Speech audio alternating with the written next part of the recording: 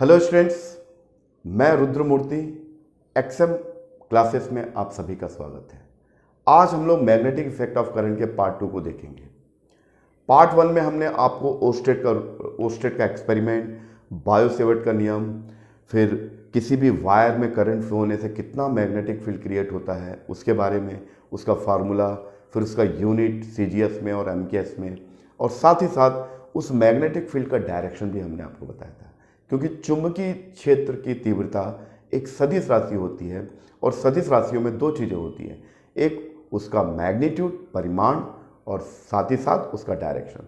तो किसी भी वायर में अगर आई करंट फ्लो हो रहा है तो उस वायर से किसी डिस्टेंस पर चुंबकीय क्षेत्र का जो डायरेक्शन होता है उसको निकालने के लिए हम राइट हैंड रूल का इस्तेमाल करते हैं। उस वायर को राइट हैंड साइड से होल्ड करते हैं, थाम के रखते हैं। तो जो अंगूठा का जो डायरेक्शन है वो धारा की दिशा बताता है और उंगलियों का जो घुमाव है, कर्लिंग ऑफ द फिंगर्स, वो किसको बताता है? वो फ्लक्स के डायरेक्शन को बताता है। तो इन सभी चीज़ों के बारे में हमने प्रीवियस वीडियो में डिस्कस किया था। अगर आप पहली बार देख रहे हैं तो उस वीडियो को देखने के बाद इसको देखेंगे तो आपको ज़्यादा क्लियर होगा। और साथ ही साथ रेंजर एग्जामिनेशन में धारा के चुंबकीय प्रभाव से रिलेटेड एक क्वेश्चन भी आया था, उसको भी हम लास्ट में डिस्कस करेंगे। तो इस वीडियो को बड़ा ध्यान से देखिए। तो सबसे पहला जो केस है हमारा बायो-सेवर्ट नियम के आधार पर, वो है ऋजुरेखी चालक तार में धारा के कारण चुंबकीय क्षेत्र का व्यंजक, magnetic field due to the straight carrying conductor. तो यहां पर हम कोई व्यंजक नहीं निकालेंगे, उसका एक्सप्रेशन कैसे आया उससे हमको कोई मतलब नहीं, क्योंकि हमको कॉम्पिटिटिव लेवल में बैठना है। तो उस फॉर्मूले का क्या इंपॉर्टेंस है, उसके हर टर्म्स का क्या सिग्निफिकेंस है, वो मैं आपको बताऊंगा, और आंतरिक प्रश्नों में उसको कैसे इस्तेमाल किया जाता है वो आपको सिखाऊंगा। तो आपका काम बन जाएगा, ठीक है। तो सबसे पहला जो एक्सप्रेशन है कि सबसे पहले हम ये देखना चाहेंगे बायो-सेवर्ट नियम का इस्तेमाल करके, एक लंबी सी एक्स वाई एक कंडक्टर है, इसमें आई करंट फ्लो हो रहा है। इस आई करंट फ्लो होने से इससे डी डिस्टेंस पर एक पॉइंट पी है, इस पॉइंट पी पर कितना मैग्नेटिक फील्ड होगा वो हमको निकालना है। तो निकालने का तरीका सबसे आसान ये है कि हम उस पूरे चालक तार को छोटे छोटे टुकड़ों में बांट दें, इक्वल पार्ट्स में। और सबसे पहले एक छोटे से टुकड़े के कारण, एक छोटे से पार्ट, डीएल पार्ट के कारण यहाँ पर कितना फील्ड होगा वो हम पता लगा लेंगे। और हमने जितने भी टुकड़े किए हैं उन सभी टुकड़ों के कारण निकालना चाहेंगे, सबको जोड़ देंगे या उसका इंटीग्रेट कर देंगे, समाकलन कर देंगे। तो हमको इस पूरे चालक तार में आई करंट फ्लो होने से यहाँ पर कितना मैग्नेटिक फील्ड होगा वो हमको पता चल जाएगा। साथ ही साथ यहाँ पर कोण को मेंशन किया गया, अल्फा और बीटा। पॉइंट पी इस चालक तार के एक सिरे से, एक्स सिरे से, ऊपरी सिरे से बीटा एंगल बना रहा है और निचले सिरे से वाई पॉइंट से बीटा एंगल बना रहा है। यानी ऊपरी सिरे से अल्फा एंगल बना रहा है और निचले सिरे से बीटा एंगल बना रहा है। तो जब हम इसको मैथमेटिकली सॉल्व करते हैं बायो-सेवर्ट नियम का इस्तेमाल करके, जब इसको हल किया जाता है तो हमारे पास एक फाइनल एक्सप्रेशन ये आता है। यानी इस पूरे चालक तार में आई करंट फ्लो होने से पॉइंट पी पर कितना मैग्नेटिक फील्ड होगा वो होगा म्यू नॉट अपॉन 4 पाई, जैसे कि कल मैंने आपको बताया कि म्यू नॉट होता क्या है, into I upon D. D क्या है? पॉइंट पी इस चालक तार से कितनी डिस्टेंस पर। हम मान लेते हैं कि पॉइंट ओ जो है इस दोनों चालक को दो भाग में बांटता है, इसका सेंटर पॉइंट है। तो चालक तार के सेंटर पॉइंट से पॉइंट पी, जहां पर हमको चुंबकीय क्षेत्र की दिशा चुंबकीय क्षेत्र का मान ज्ञात करना है, उसका मैग्नीट्यूड निकालना है, वो डी डिस्टेंस पर है। तो डी यहां पर आपको समझ में आ गया। डी यहां पर बिंदु P की चालक से दूरी और I बहने वाली धारा। तो इसका जो एक्सप्रेशन आता है स्टूडेंट, जो फाइनल, वो आता है mu naught upon 4 pi I upon D sine alpha plus sine beta आता है। ये एक्सप्रेशन आता है। अब चूंकि लंबी तार है, काफी लंबा तार है, तो अब देखिए अगर तार काफी लंबा है तो ये कोण, ये मान लीजिए तार यहां तक है, तो ये कोण ऐसा होगा, ऐसा होगा, ऐसा होगा, और कितना जाएगा? मैक्सिमम 90 डिग्री जाएगा।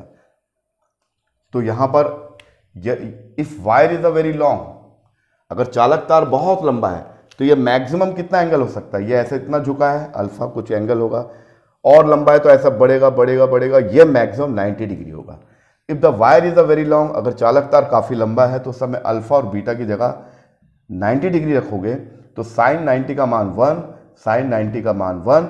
इस प्रकार से आपका जो एक्सप्रेशन आता है इस पूरे चालक तार में, किसी रुजरेखी चालक तार में धारा के कारण चुंबकीय क्षेत्र का जो मान आता है, व्यंजक आता है, वो आता है B बराबर म्यू नॉट अपान 4 पाई 2I अपान डी, जहाँ पर म्यू नॉट अपान 4 पाई इसका SI पद्धति में वैल्यू होती है 10⁻⁷। एक कल के वीडियो मैंने बताया। तो पहला एक्सप्रेशन ये है। ठीक है स्टूडेंट, आपको मेरी बात समझ में आ गई? तो किसी भी ऋजुरेखी चालक तार के कारण, किसी भी स्ट्रेट कैरिंग कंडक्टर के कारण किसी पॉइंट P पर मैग्नेटिक फील्ड कितना होगा, उसका एक्सप्रेशन ये है, B बराबर mu naught upon 4 pi I, अब ये 1 1 तो 2I अपान डी। डी क्या है आपको मैंने बता दिया, डी उस पॉइंट पर जहां पर हमको चुंबकीय क्षेत्र ज्ञात करना, उस पॉइंट का उस कंडक्टर से डिस्टेंस, ये है डी मैंने मान लिया। आप आर भी मान सकते हो, कोई दिक्कत नहीं है, जैसे मानोगे वही लिखना पड़ेगा आपको। यहाँ अगर आर मानते हो तो यहाँ पर आर लिखोगे, मैंने डी माना तो डी लिखा, तो ये होगा आपका जो भी आंसर आएगा वो आपका टेस्ला में आएगा। तो पहली चीज ये जो प्रतियोगी परीक्षाओं के लिए बहुत इंपॉर्टेंट है, किसी भी ऋजुरेखी चालक तार में धारा के कारण किसी डी डिस्टेंस पर कोई पॉइंट P है, उस पॉइंट P पर चुंबकीय क्षेत्र का मान कितना होगा, वो होगा B बराबर म्यू नॉट अपॉन 4 पाई। इसको ना कभी काटते नहीं है सर, चाहे तो आप काट सकते हो, लेकिन इसका जो वैल्यू होता है 10⁻⁷, तो जब हम आंकिक प्रश्न करेंगे तो इसकी जगह पर इतना रख देंगे, और ये 2 × I कितना करंट फ्लो हो रहा है, अगर उसका मान दिया हो और कितनी दूरी पर है, तो हम आसानी से पता लगा सकते हैं कि किसी भी स्ट्रेट कैरिंग कंडक्टर के कारण किसी डी डिस्टेंस पर कितना मैग्नेटिक फील्ड है। ठीक है स्टूडेंट, इसी प्रकार हम एक दूसरा केस भी देखेंगे जिसमें इस चालक तार को एक वृत्ताकार सर्कल में मोड़ देते हैं, लूप बना देते हैं, सर्कुलर लूप, और उसमें आई करंट फ्लो होता है। तो उस समय क्या होता है, उसका क्या रूल है, उसका क्या फार्मूला बनता है, वो आपको बताता हूँ। उसके बाद हम रेंजर परीक्षा में आए हुए एक प्रश्न को देखेंगे। ठीक है, ओके।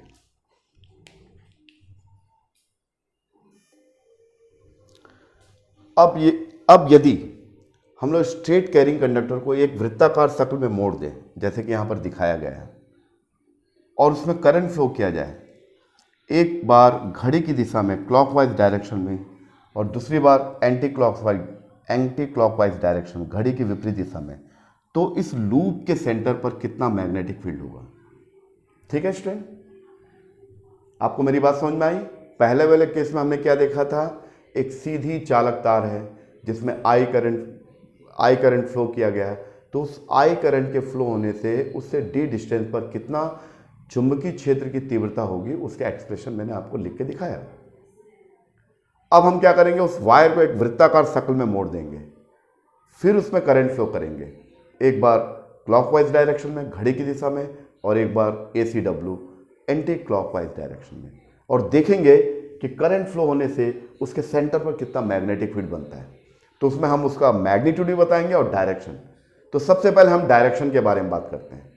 जैसे कि स्टूडेंट आपको मालूम होगा कि अगर एक ऋजुरेखी चालक तार है, सीधी चालक तार है, तो उसमें डायरेक्शन कैसे निकालते हैं, हम डायरेक्शन ऐसे निकालते हैं। चल मान लीजिए एक मार्कर है, इस मार्कर में करंट ऊपर की ओर फ्लो हो रहा है, तो इस मार्कर को अपन होल्ड करते हैं ऐसा। तो ऋजुरेखी चालक तार का कॉन्सेप्ट क्या था, उसी का उल्टा करना है। तो ये जो अंगूठा है, the thumb is the indicate the direction of the current through this wire. इस चालक तार में बहने वाली धारा की दिशा को अंगूठा बताता है, और उंगलियों का जो घुमाव है, ये उंगलियों का जो घुमाव है, 4 उंगलियों का जो घुमाव है, वो चुंबकीय क्षेत्र की दिशा या चुंबकीय फ्लक्स का डायरेक्शन बताता है। अगर करंट ऐसा है तो हम उंगलियों का घुमाव ऐसा है और अंगूठा नीचे, यानी करंट नीचे जा रहा है। तो ये तरीका मैंने आपको फर्स्ट लेक्चर में बताया था। अब लूप वाला केस आ गया, यानी उस वायर को मैंने वृत्ताकार सर्कल में मोड़ दिया। अब आपसे पूछा जा रहा है उस वायर के सेंटर पर मैग्नेटिक फील्ड का डायरेक्शन कितना होगा और उसका मैग्नीट्यूड कितना होगा, ये दोनों चीज निकालना है। तो पहले हम डायरेक्शन के बारे में निकालते हैं। डायरेक्शन के बारे में क्या, बहुत सिंपल है। देखिए अभी आपने क्या किया था, वायर वाले केस में क्या किया था, आपने इसको धारा की दिशा मान लिया था और ये उंगलियों का घुमाव चुंबकीय फ्लक्स के डायरेक्शन को माना था। लूप वाले केस में उल्टा हो जाएगा। उल्टा हो जाएगा सेंस मतलब क्या हुआ कि अब आप ऐसे रखोगे आप, ठीक है स्टूडेंट। ऋजुरेखी चालक तार में ये धारा की दिशा बता रहा था और उंगलियों का घुमाव चुंबकीय फ्लक्स के डायरेक्शन को बता रहा था। अब इसमें उल्टा करो लूप वाले में। अब ये जो चार उंगलियां, जो उंगलियों का घुमाव है वो धारा की दिशा बताएगा और अंगूठा जो है वो चुंबकीय फ्लक्स के डायरेक्शन को बताएगा। तो लिख देता हूं ताकि आपको डायरेक्शन ऑफ मैग्नेटिक फील्ड, चुंबकीय क्षेत्र की दिशा, चुंबकीय क्षेत्र की दिशा का निर्धारण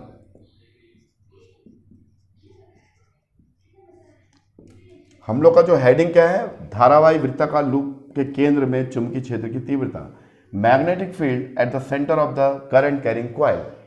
यानी किसी वृत्ताकार कॉइल में करंट फ्लो हो रहा है, दो तरीके से हो सकता है, या तो क्लॉकवाइज या तो एंटी क्लॉकवाइज। तो उस कंडीशन में इसके सेंटर पर फील्ड का डायरेक्शन और इसका परिमाण कितना होगा दोनों निकालना। तो पहले मैं डायरेक्शन बता रहा हूं। तो डायरेक्शन तो बहुत ईजी है, जिसको स्ट्रेट कैरिंग कंडक्टर का आता है, ऋजुरेखी चालक तार का निकालना आता है, उसका उल्टा करना है।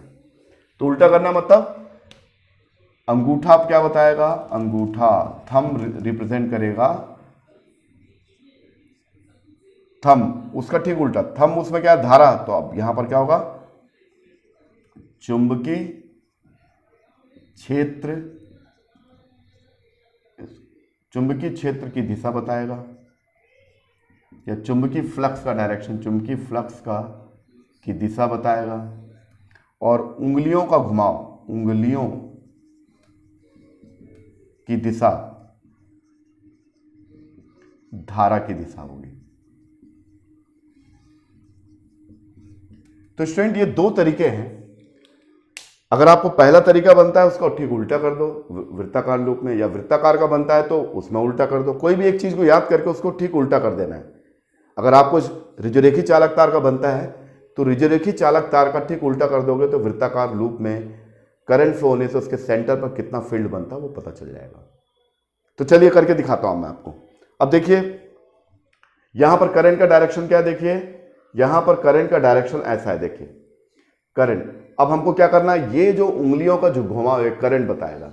तो करंट बता रहा मतलब करंट देखिए ऐसा, ऐसा करंट ऐसा जा रहा है, देखिए मैं ऐसा आ जाता हूं। राइट हैंड साइड का इस्तेमाल करना है, एक खास बात, राइट हैंड साइड का इस्तेमाल करना है, लेफ्ट हैंड साइड का इस्तेमाल नहीं करना है। जो स्ट्रेट कैरिंग कंडक्टर में जिस तरीके से करें तो वही कर रहे हैं, बस ये अंतर यह है कि यहां पर अंगूठा, उसमें अंगूठा धारा की दिशा बता रहा था, यहां पर अंगूठा अब धारा की दिशा नहीं बताएगा। अंगूठा अब चुंबकीय फ्लक्स की दिशा बताएगा और उंगलियों का जो घुमाव है वहां पर चुंबकीय फ्लक्स की दिशा बता रहा था, अब वृत्ताकार लूप में धारा की दिशा बताएगा। तो चलिए इसको सेट करके रखते हैं। चलिए देखिए ये करंट ऐसा फ्लो हो रहा है, देखिए स्टूडेंट ये उंगलियों का जो घुमाव है करंट की दिशा, देखिए करंट ऐसा फ्लो हो रहा है, मेरा अंगूठा अंदर की ओर जा रहा है, बोर्ड के अंदर की ओर जाने को क्या बोलते हैं, अंदर की ओर जाने को बोलते हैं क्रॉस। क्रॉस का मतलब होता है अंदर, पेज के अंदर, पेज के अंदर। तो जब भी किसी लूप में घड़ी की दिशा में करंट फ्लो होगा तो उसके सेंटर पर जो फील्ड का डायरेक्शन, यानी हर पॉइंट पर क्रॉस क्रॉस बनेगा, यहाँ क्रॉस, यानी फ्लक्स कैसा आएगा, यहां पर देखिए ये अंगूठा अंदर की ओर जा रहा है मतलब फ्लक्स अंदर जाएगा, ऐसा क्रॉस बनेगा, क्रॉस बनेगा, इस पूरे लूप के हर पॉइंट पर क्रॉस बनेगा और इसके सेंटर पर क्रॉस की जो मैग्नीट्यूड सबसे ज्यादा होगा। तो क्या आपको मेरी बात समझ में आ गई? तो इसमें क्रॉस बनेगा, यानी इसके सेंटर पर क्रॉस बनेगा हर पॉइंट पर, लेकिन सेंटर पर फील्ड का मैग्नीट्यूड सबसे ज्यादा होगा। तो जब घड़ी की दिशा में किसी लूप में धारा प्रवाहित की जाए, यानी किसी लूप में आई करंट फ्लो और क्लॉकवाइज डायरेक्शन में है, तो उस कंडीशन में उस लूप पर जो फील्ड का डायरेक्शन होगा, जो फील्ड का डायरेक्शन होगा ऐसा, ये करंट का डायरेक्शन, ये क्लॉकवाइज डायरेक्शन, अंगूठा अंदर की ओर जा रहा है, यानी पूरा फ्लक्स अंदर की ओर जाएगा। ठीक है, तो क्रॉस बनेगा। क्रॉस का मतलब केवल एक इंडिकेट करने का तरीका है। अगर फ्लक्स किसी पेज के अंदर एंटर कर रहा है या बोर्ड के अंदर जा रहा है तो उसको बोलेंगे क्रॉस। अगर फ्लक्स किसी पॉइंट से बाहर आ रहा है, पेज के बाहर आ रहा है, तो उसको बोलेंगे डॉट। अब यहां पर देखते हैं क्या बनेगा स्टूडेंट। अब यहां पर घड़ी की विपरीत दिशा में, घड़ी ऐसा चलता है लेकिन ऐसा करंट फ्लो हो रहा है, तो इसको कैसे करेंगे, वही राइट हैंड साइड यूज करेंगे और पहले वाले नियम का ठीक उल्टा सब।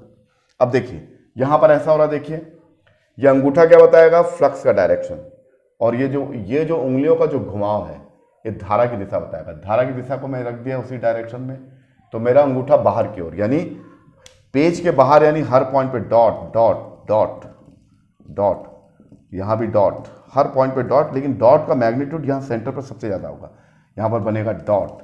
क्रॉस और डॉट के बारे में इसके पहले वाले वीडियो में मैंने अच्छे से एक्सप्लेन किया है, आप चाहे तो वहां सर्च करके देख सकते हैं। तो यहां पर डॉट का मतलब होता है के बाहर, पेज के बाहर फ्लक्स निकल रहा है,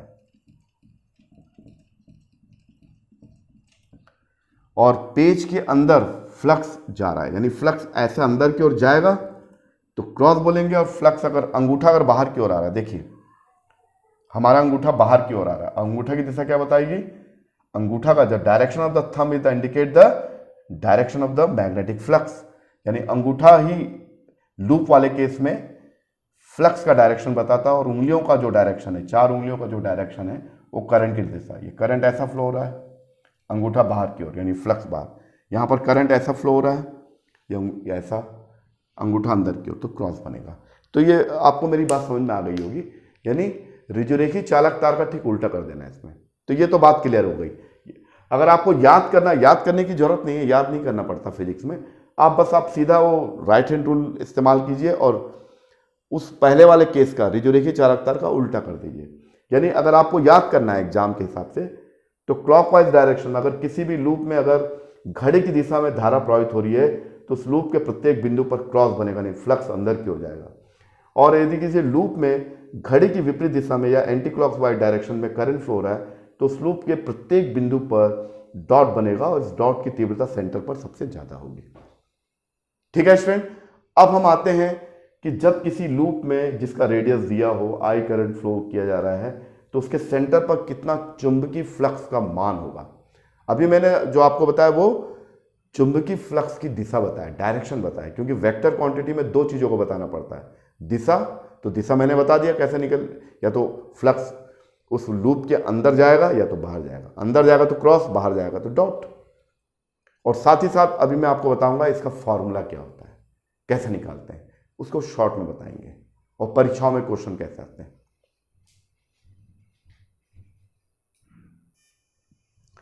चलिए अब हम आपको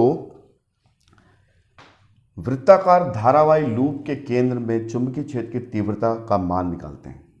magnetic field at the centre of the current carrying circular loop. तो ये एक लूप है स्टूडेंट्स, इसका रेडियस r दिया हुआ है, ठीक है, इसमें I करंट फ्लो हो रहा है, ठीक है, और I current clockwise direction flow हो रहा है। तो क्लॉकवाइज डायरेक्शन फ्लो होगा तो क्या होगा, यहाँ पर सभी जगह क्रॉस बनेगा, देखिए क्लॉकवाइज, ये धारा की दिशा, अंगूठा अंदर की ओर, यानी फ्लक्स अंदर जाएगा, यानी यहाँ क्रॉस बनेगा। तो मैंने आपको सिखा दिया। अभी हम क्या करेंगे, उसके सेंटर पर कितना मैग्नेटिक फील्ड होगा। किसी भी लूप के सेंटर पर सबसे ज़्यादा फील्ड होता है, और जैसे जैसे लूप के सेंटर से बाहर की ओर जाए, जैसे कोई लूप है उसके सेंटर पर सबसे ज़्यादा फील्ड होगा, ये कोई लूप है, इस लूप के सेंटर पर सबसे ज़्यादा फील्ड होगा, मैग्नेटिक फील्ड, और जैसे लूप से बाहर की ओर जाएंगे फील्ड का मान कम होता जाएगा। ठीक है, तो हम सेंटर वाला केस ज़्यादा प्रीफर कर रहे हैं क्योंकि वो एग्जाम्स में ज़्यादा आता है। तो ये कोई लूप है, इसमें आई करंट फ्लो हो रहा है, इसका रेडियस r है, तो इसका एक्सप्रेशन निकालने का तरीका वही है जो बायो सेवर्ट ने हमको सिखाया है कि एक छोटे से भाग को काटते हैं, इस छोटे से अंतराल में आई करंट फ्लो हो रहा है, इसकी वजह से यहाँ पर कितना फील्ड होगा, फिर सभी छोटे छोटे टुकड़ों को जोड़ दोगे तो नेट फील्ड कितना हो जाएगा वो पता चल जाएगा। तो तरीका वही है जो स्ट्रेट कैरिंग कंडक्टर में था। तो हमको तो एक्सप्रेशन को निकालने का तरीका कैसा होता है उससे हमको मतलब नहीं है, इसका फाइनल रिजल्ट क्या आएगा देखिए।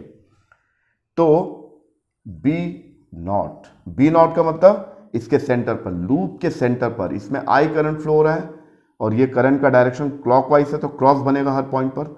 तो इसके सेंटर पर कितना फील्ड होगा, इसका फॉर्मूला आप बस याद देख लीजिए, म्यू नॉट अपॉन 4 पाई तो होगा ही, ये तो 100% है, वो उसमें भी रहता था, इसमें म्यू नॉट तो रहेगा क्योंकि मैग्नेटिक इफेक्ट ऑफ करंट है। तो म्यू नॉट का मतलब होता है निरपेक्ष की मतलब चुंबकशीलता, निरपेक्ष चुंबकशीलता है म्यू नॉट 4 पाई, और साथ ही साथ आएगा फाई अपॉन आर। ये फाई है क्या मैं आपको बताना चाहूंगा स्टूडेंट, ये फाई क्या है मैं आपको समझा देता हूँ। ये इसके बाउंड्री से पॉइंट ओ को मिलाइए, इसका बाउंड्री एक्स है, एक छोटे से टुकड़े का बाउंड्री एक्स है और दूसरा पॉइंट वाई है, इन दोनों को यहाँ मिलाइए तो ये जो बनता है इसको बोलते हैं फाई। इसको डी फाई लिखते हैं, छोटा सा भाग बनेगा डी फाई। यानी हम सबसे पहले निकालेंगे कि छोटे से टुकड़े में आई करंट फ्लो होने से इसके सेंटर पर कितना फील्ड बना, फिर निकालने के बाद पूरे टुकड़ों को जोड़ लेंगे, ये टुकड़ा इधर ऐसे इक्वल टुकड़ों को जोड़ेंगे या इसको इंटीग्रेट करेंगे तो नेट फील्ड आ जाएगा। तो अब देखिए क्या है, ये छोटा सा टुकड़ा है, इन पूरे टुकड़ों को मिला लिया जाए तो डी फाई एंगल किससे बन रहा है, छोटे से एलिमेंट्री पार्ट से बन रहा है। तो यहां लिखो पूरे लूप के कारण, पूरे लूप के कारण चुंबकीय क्षेत्र की तीव्रता।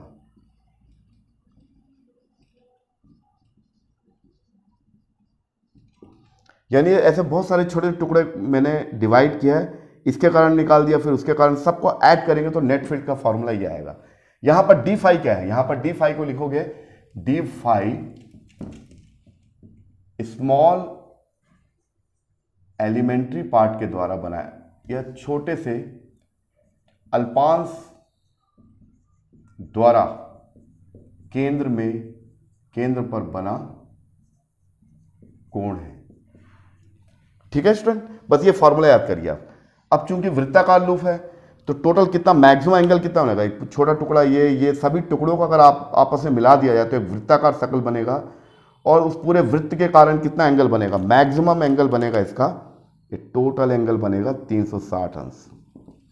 ये तो छोटे से टुकड़े का इस ओ पॉइंट पर जो एंगल है डी फाई है, ऐसी छोटे छोटे टुकड़ों को मिला दिया जाए तो एक वृत्ताकार सर्कल में बन जाएगा, यानी लूप बन जाएगा। उस लूप के द्वारा सेंटर पर कितना मैक्सिमम एंगल बनेगा, 360 अंश। यानी इसी को लिखेंगे फाई। फाई क्या होगा, पूरे लूप के कारण बिंदु ओ पर बना कोण। यानी ये उसको सभी को जोड़ दोगे, जितने भी कोण है यहां पर मान लीजिए 10 डिग्री फिर 15 डिग्री, ऐसा पूरा जोड़ोगे तो टोटल कितना आएगा, 360 अंश आएगा। और 360 अंश को स्टूडेंट रेडियन में लिखते हैं 2 पाई। रेडियन में किसमें लिखते हैं, 2 पाई रेडियन, 2 पाई रेडियन। ठीक है, तो बस हो गया। बस आपको यही याद रखना है एग्जाम्स के लिए कि किसी भी वृत्ताकार लूप के सेंटर पर करंट फ्लो करने से, किसी भी वायर या किसी भी लूप में, किसी भी वृत्ताकार लूप में करंट फ्लो करने से उसके सेंटर पर कितना मैग्नेटिक फील्ड बनता है, बी नॉट होगा, यह म्यू नॉट अपॉन 4 पाई होगा। डी फाई की जगह अलग क्या रखोगे, 2 पाई अपॉन आर। आर इसका रेडियस है, ये लूप का रेडियस आर है। तो हमेशा इसको याद रखिए आप। ठीक है, अगर आप इसको, ये तो एक लूप है, अगर ऐसे मान लीजिए बहुत सारे लूप हैं, 2, 10, 20, 50, 1000, हर लूप में करंट इसी डायरेक्शन फ्लो हो रहा है, तब क्या होगा, यदि number of turns is n, यदि वृत्ताकार लूपों की संख्या, if the number of loops is n, अगर n लूप है तो कितना होगा, नेट फील्ड कितना होगा सेंटर पर, ये n से मल्टीप्लाई कर दोगे, mu naught upon 4 pi upon 2 pi upon r। ठीक है स्टूडेंट, तो ये आपको याद रखना है बस। ठीक है, तो 2 इंपॉर्टेंट फॉर्मूला आपको याद रखने हैं।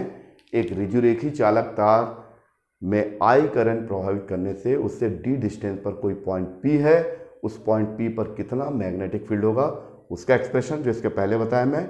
और अभी क्या बताया कि किसी वृत्ताकार लूप में, यानी उसी तार को एक वृत्ताकार सर्कल में मोड़ दिया जाए तो उस स्थिति में उस लूप के सेंटर पर मैग्नेटिक फील्ड का मान कितना होगा और साथ ही साथ उसका डायरेक्शन क्या होगा। अगर क्लॉकवाइज डायरेक्शन में तो यहां पर क्रॉस बनेगा और एंटी क्लॉकवाइज में क्या होगा, डॉट बनेगा। ठीक है स्टूडेंट, अब हम रेंजर एग्जाम में पूछे गए कुछ प्रश्नों को देखेंगे।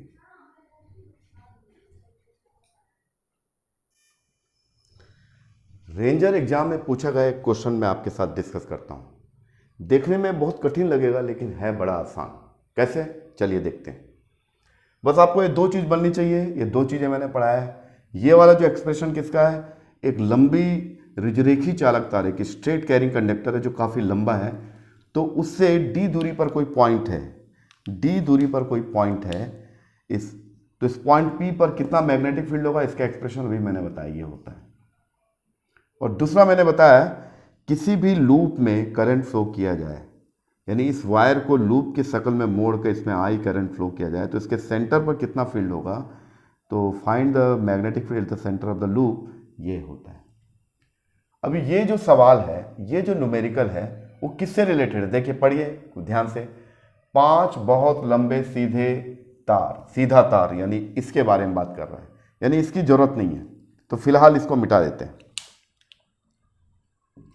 ठीक है, इसको मिटा देते हैं। यानी ये वो बता रहा है कि 5 बहुत लंबे यानी काफी लंबा है, तो ये वाला एक्सप्रेशन तो आ ही गई। सीधे पृथकृत तारों को एक साथ बांधकर एक केबल तार तैयार की गई है। इन तारों में कितना एम्पियर, 5 डिफरेंट तार हैं, 5 तार हैं, तो उसमें करंट का value 20 ampere, -6 ampere, 12 ampere, -7 ampere और 18 एम्पियर धारा बह रही है। केबल के मध्य से 10 सेंटीमीटर की दूरी पर चुंबकीय क्षेत्र का मान। अब देखिए, तो आपको क्लियर हो गया स्टूडेंट, ये सवाल किससे बनेगा, इंग्लिश में रीड कर लेता हूं। 5 very long straight insulated wires are closely bound together to form a cable. Current carried by the wires are 20 ampere, -6 ampere, 12 ampere, -7 ampere and 18 ampere. Magnetic field B at the center of the 10 cm from the center of the cable. यानी cable के centre से 10 centimetre के distance पर कितना होगा। तो बहुत easy सवाल है। देखिए फिजिक्स के क्वेश्चन को अगर थोड़ा भी दिमाग लगा के बना लोगे तो आपका स्कोरिंग अच्छा होगा।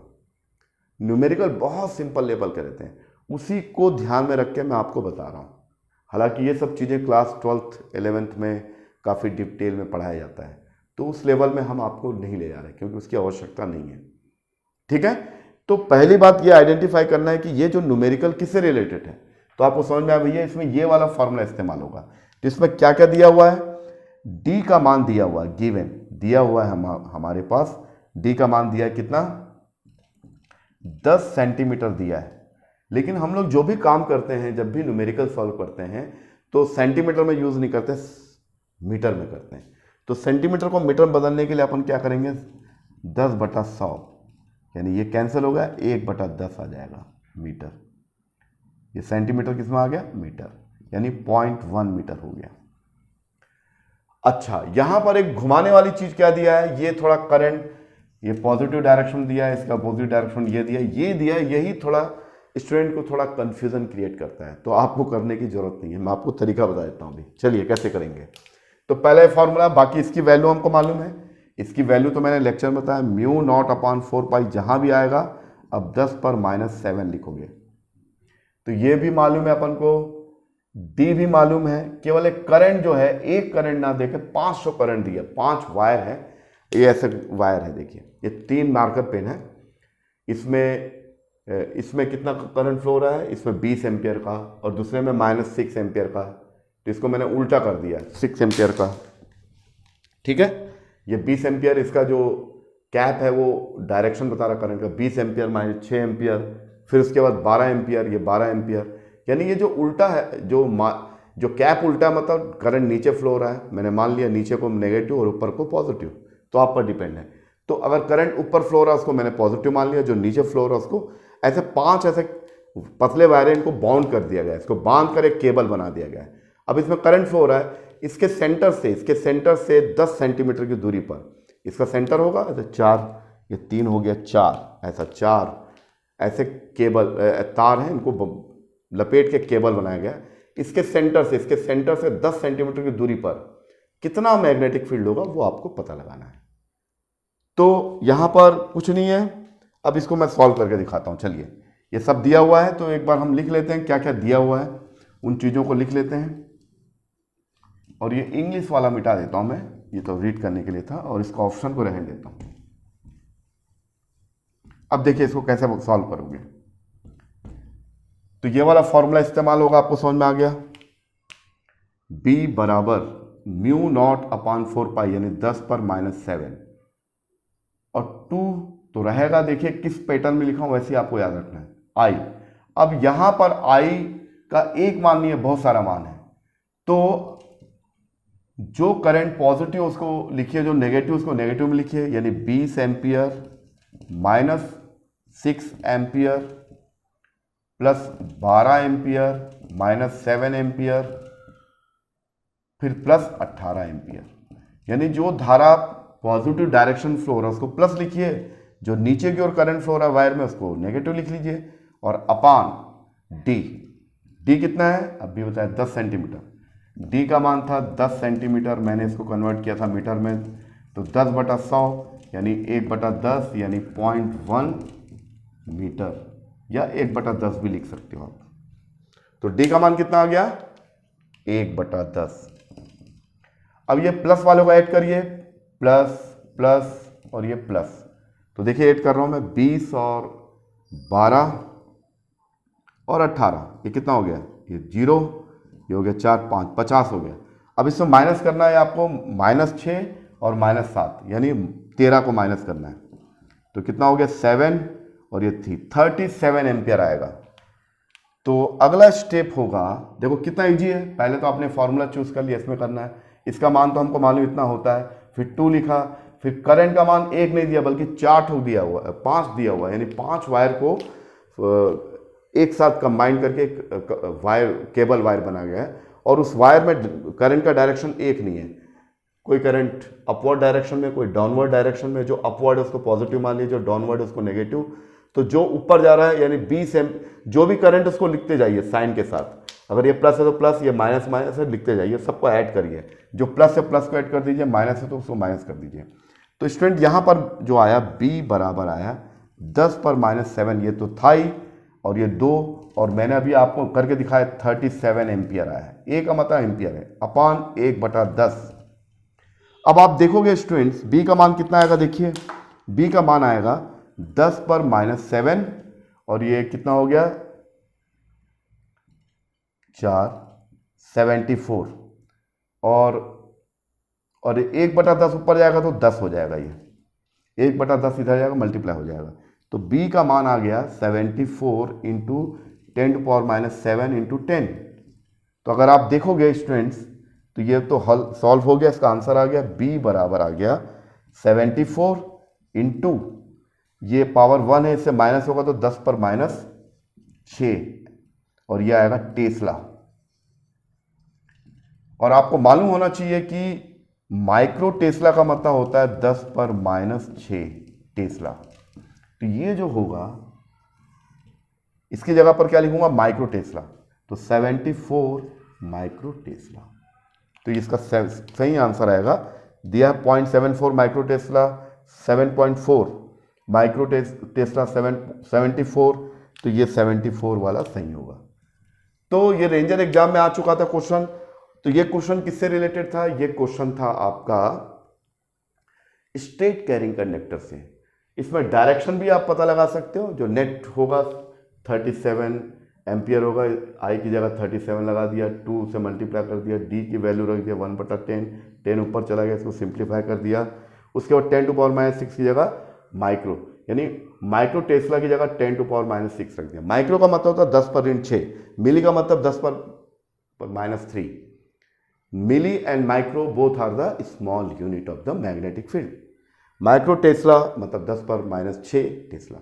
तो ये आपने देखा एक न्यूमेरिकल कितना इजी हो गया। अब आपको बस ये फॉर्मूला याद करना, b बराबर μ0/4π 2i/d, और i आपको कुछ नहीं करना, i का मान अगर सिंगल दिया रहा तो सिंगल लिखते, लेकिन बहुत सारा दिया, जो प्लस में दिया प्लस में लिखिए, जो माइनस में माइनस में, और उनको एल्जेब्रिकली जो क्लास लोअर लेवल में जो पढ़ते हैं प्लस वालों को प्लस कर दीजिए और नेगेटिव वालों को भी आपस में ऐड करिए, फिर जो फाइनल आंसर आएगा 37, यानी इसमें इतना माइनस फिर प्लस ऐसा करके इतना आएगा। तो इसको सिंप्लीफाई करें, वो 74 micro Tesla is the correct option. इस प्रश्न का सही उत्तर होगा 74 माइक्रो टेस्ला। चलिए एक और क्वेश्चन देखते हैं लूप वाला।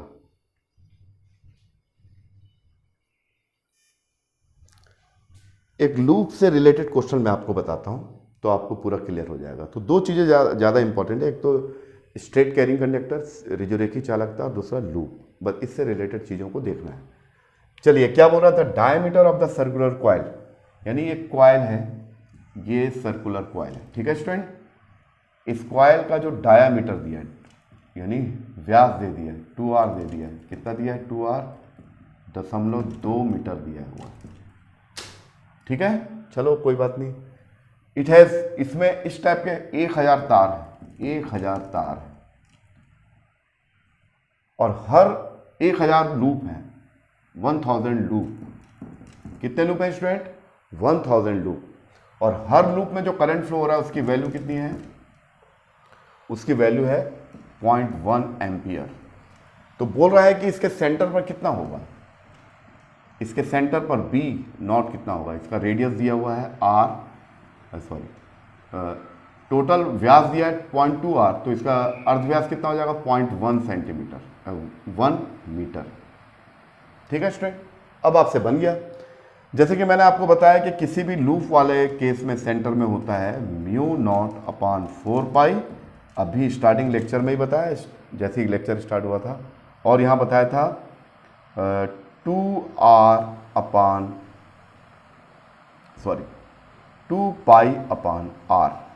ऐसा, बस खत्म। यही फॉर्मूला बताया था, आप देख लीजिए, है ना, चेक कर लीजिए। और इसका वैल्यू जो होता है मैंने आपको बताया, कितना बताया, अच्छा यहाँ पर आई लिखना भूल गया स्टूडेंट, ये है आई। तो बी नॉट का वैल्यू होता है μ0I/4π और ये होगा 2π/r, यही फॉर्मूला होता है। तो आई को चाहे तो मैं यहाँ भी लिख सकता हूँ, और ये जो वैल्यू होती है मैंने आपको बताया 10⁻⁷ एसआई सिस्टम में, ठीक है, इंटू 2π, 2π का मतलब 3.14 गुणे आई का मान कितना है 0.1 अपान रेडियस 0.1 एम्पियर, और रेडियस कितना है 0.1 एम्पियर, यानी इसका करंट कितना 0.1 एम्पियर। और इसकी जो त्रिज्या है, देखिए त्रिज्या कैसे निकालो, 2r बराबर 0.2 मीटर, तो r बराबर कितना हो जाएगा 0.1 मीटर। तो रेडियस भी 0.1 है और बहने वाली धारा है, तो ये कैंसिल हो जाएगा। तो हमारे पास बी नॉट जो आएगा इसके सेंटर पर कितना कितना होगा, एक लूप के कारण, ठीक है, एक लूप के कारण। तो ये हो जाएगा, इसको मल्टीप्लाई करो, ये होगा 628, 6.28 इंटू 10⁻⁷। तो एक लूप के कारण हुआ, तो 1000 लूप के कारण कितना होगा, तो नेट हो जाएगा आपका, एक लूप के कारण इतना टेस्ला का मैग्नेटिक फील्ड हो रहा, तो 1000 के कारण कितना होगा, इसको 1000 से मल्टीप्लाई कर दो, 6.28 इंटू 10⁻⁷। तो हमारा जो आंसर आएगा स्टूडेंट, देखिए क्या आएगा आंसर, हमारा जो आंसर आ जाएगा वो कुछ इस प्रकार से दिखेगा आपको, ये हो जाएगा बी नॉट है, एक लूप के कारण है 6.28 इंटू 10⁻⁷ टेस्ला। 1000 लूप के कारण नेट फील्ड होगा, नेट फील्ड ये होगा 1000, एक तो एक लूप का, तो 1000 का उसको मल्टीप्लाई कर दीजिए आप, तो 1000 को लिखते हैं 10⁻³ इंटू 6.28 इंटू 10⁻⁷, तो ये इससे माइनस होगा, तो 6.28 इंटू 10⁻⁴ टेस्ला। तो एक लूप है जिसका रेडियस दिया है, व्यास दिया है 0.2 मीटर, रेडियस हो जाएगा आधा 0.1, 1000 फेरे हैं, हर फेरों में करंट जो फ्लो हो रहा है वो कितना 0.1 एम्पियर है, तो इसका रेडियस कितना है 0.1 और बहने वाली धारा भी 0.1 एम्पियर, तो दोनों कैंसिल हो जाएगा। इस फॉर्मूला, बेसिक फार्मूला आपको ये याद रखना है, ये फार्मूला याद करना है, μ0I/4π 2π/r। तो ये वैल्यू होती है 10⁻⁷, 2π, पाई की वैल्यू 3.71, और ये आई को मैंने यहाँ लिख दिया, आई कैंसिल हो गया, इसको सिंप्लीफाई करके ये आएगा। तो स्टूडेंट्स, तो आज का जो लेक्चर था मैग्नेटिक इफेक्ट ऑफ करंट का पार्ट 2 था। इसमें हमने जो बायो-सेवर्ट नियम को दो चीज़ों पर अप्लाई किया, एक स्ट्रेट कैरिंग कंडक्टर पर अप्लाई करके उसका एक फार्मूला बताया, और कभी भी एग्जाम में आएगा तो उसको कैसे इस्तेमाल करना वो भी हमने आपको सिखाया। दूसरा, अगर उस वायर को एक लूप के शक्ल में दे दिया जाए तो उसके सेंटर पर, उस लूप के सेंटर पर कितना मैग्नेटिक फील्ड होगा लूप में करंट फ्लो होने से, वो भी हमने आपको सिखाया। और रेंजर एग्जाम में पिछले वर्ष पूछा गया एक प्रश्न मैंने आपको बताया जिसमें बहुत सारे करंट दे दिए थे, एक पॉजिटिव और नेगेटिव, तो उसमें आपको घबराने की जरूरत नहीं, उसका मैंने आपको डायरेक्ट मेथड बता दिया। और एक लूप से रिलेटेड क्वेश्चन है, एक लूप के कारण कितना आएगा, अगर 50 लूप है तो एक लूप का जो भी वैल्यू आएगा उसको 50 से मल्टीप्लाई कर दोगे तो net magnetic field at the centre of the loop निकल जाएगा। ठीक है स्टूडेंट, तो ये रहा आज का लेक्चर। अगर आपको ये वीडियो पसंद आया तो इस चैनल को सब्सक्राइब करिए, लाइक करिए और अधिक से अधिक लोगों तक इस नॉलेज को पहुंचाइए, और इसके लिए आपको शेयर करना पड़ेगा, तो शेयर भी करिए। थैंक यू, फिर मिलते हैं।